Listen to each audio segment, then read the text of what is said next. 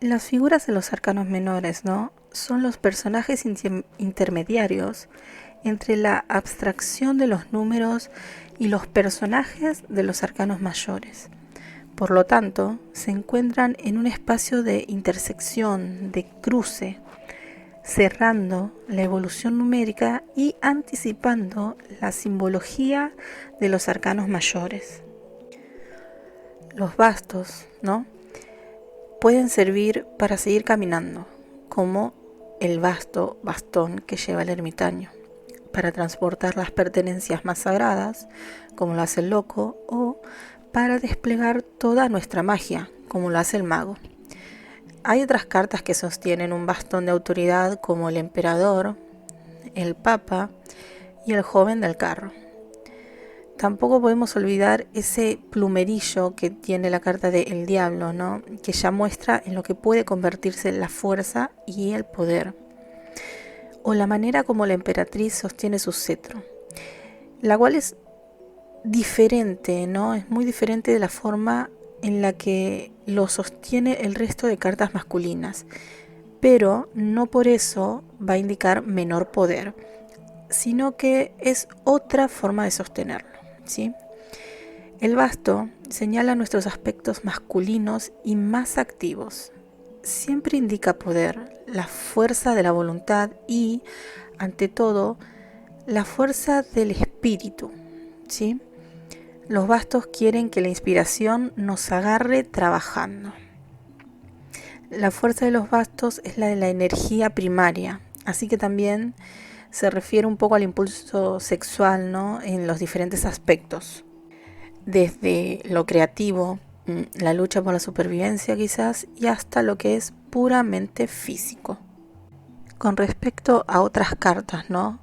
Los bastos resuelven las situaciones mediante acuerdos y diálogos. Por eso, cuando acompañan cartas que señalen una situación compleja, difícil, vamos a tener que ver a los bastos, ¿no? Observarlos en ese sentido, que resuelven las situaciones mediante acuerdos y diálogos.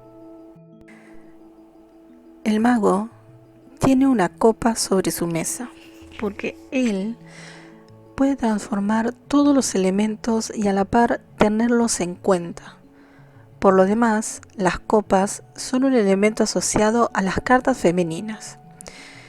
Y el loco, que está por todas partes y en cualquier lugar, se puede meter, ¿no? Por eso lleva en el extremo de su bastón una cuchara. Pero esa cuchara puede contener el rocío tanto como si fuera una copa, ¿no? La emperatriz tiene una fuente en su trono que parece una pila bautismal. La justicia en su balanza también puede contener y volcarse. Pero las referencias más claras y directas a las copas y su fuerza emocional, sentimental e intuitiva son el ángel de la templanza o las ánforas de la estrella, ¿sí? Las copas están muy unidas a los aspectos femeninos. Hablan de receptividad, de la capacidad de ponerse en el lugar de los demás, de la intuición. Todo indica sensibilidad y arte, ¿no? Y eso que indica puede contenerse en una copa vacía, llena o rebosante. Así, desde el as hasta el número 10 muestran las diferentes fases amorosas y la integración de las emociones inconscientes, ¿sí? Con otras cartas, las copas resuelven situaciones mediante la cooperación y la amistad, ¿no? Por eso cuando aparecen es conveniente fijarse en ese aspecto para saber si se va a resolver una situación difícil y luego analizar las causas, ¿sí? Como en el caso de los bastos, debemos prestar atención a las cartas que acompañan a las copas. Las únicas cartas de los arcanos mayores que hacen referencia a las espadas directamente, ¿no? Son el mago que tiene un cuchillo sobre su mesa. Se trata de un cuchillo ritual en magia que hace las funciones de la espada, ¿sí? También la justicia, que sostiene una espada en su mano derecha.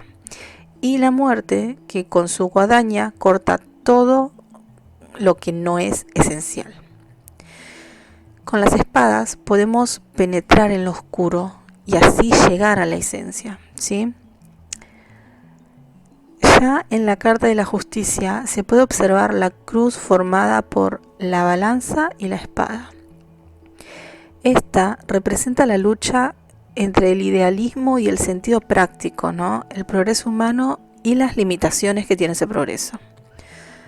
La espada es uno de los elementos claves de esta tensión típicamente humana, ¿sí?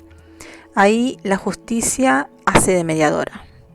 Por eso nos mira de frente, ¿sí? Pero en realidad apunta a la visión interior y es por eso que a veces se la representa con una venda sobre los ojos, para que no se pierda en el ruido exterior y pueda prestar una atención exclusiva al silencio interior que le va a revelar el sonido de nuestra voz más profunda. Las espadas representan el discernimiento y el pensamiento. Pueden abrir paso a través de la confusión y las imágenes falsas que a veces nos creamos nosotros mismos, ¿sí? Ayudan a diferenciar lo que tenemos dentro de lo que está afuera. Por eso cuando sentimos que la emoción no nos deja pensar, podemos recurrir a las espadas. Sin embargo, a veces creemos que hay que cortarlo todo, no solamente esas malezas que no nos dejan crecer, ¿sí? Asimismo, cuando estemos pasando por una época difícil, tajante de la vida, las copas pueden recordarnos la calidez de las emociones y del amor, y las espadas, como todas las cartas del tarot, también tienen un doble filo, ¿sí?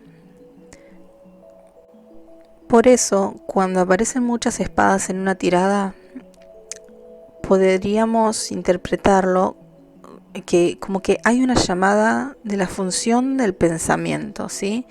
Y que antes de tomar una decisión necesitaríamos pensarla bien, ¿sí?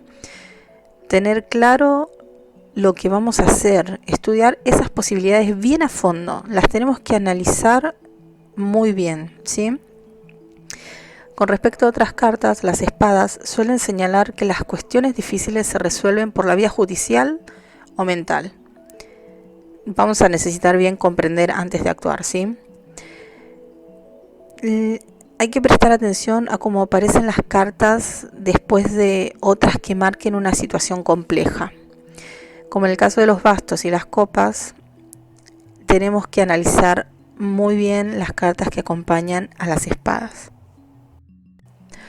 Como siempre, a los oros los vamos a reconocer en la mesa del mago, ¿sí? Luego, este símbolo no aparece hasta la rueda de la fortuna. En el colgado vamos a ver unos botones brillantes, en la torre una lluvia de monedas y finalmente en el sol vamos a volver a encontrarlas de manera muy directa y evidente. Los oros señalan la capacidad para utilizar nuestros recursos y transformar las ideas en cosas concretas, ¿sí? También indican la capacidad para relacionarnos con la realidad y con lo que es la realidad, ¿sí? En cuanto a los oros y otras cartas, nos señalan intereses materiales comunes, talentos y recursos, ¿sí? Cuando aparecen después de otras cartas, significan que solo está en tus manos el medio para alcanzar una salida al conflicto o la situación que se está presentando, ¿sí?